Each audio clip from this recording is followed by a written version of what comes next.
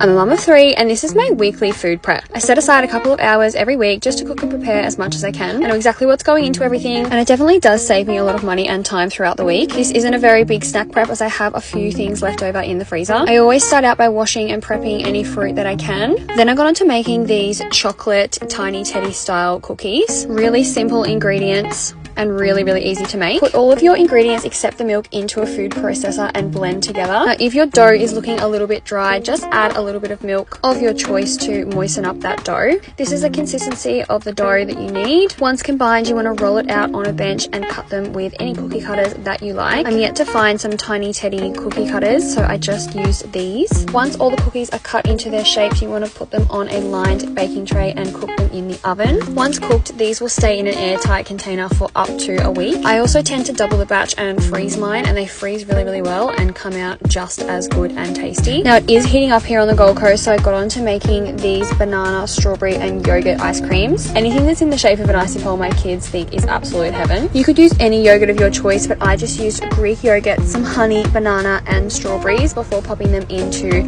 ice cream molds. The icy pole molds that I'm using today are actually from Amazon, but I do have some that are pretty much the same from Temu, Big W and also Kmart. These are super versatile and you can add whatever fruit that you like. My kids love these and it's just a different alternative to fruit and yogurt. The very last thing that I did was just prep some shredded chicken. A lot of the packaged chicken you buy in the supermarkets has lots of nasty additives to it. I added a little bit of mingle seasoning and salt and pepper to this. My kids will eat this on its own, or we can pop it in some wraps or sandwiches. Your kids can eat well without being pumped full of sugar. It's not about restriction, it's just about making healthier alternatives and teaching them how to nourish their bodies properly.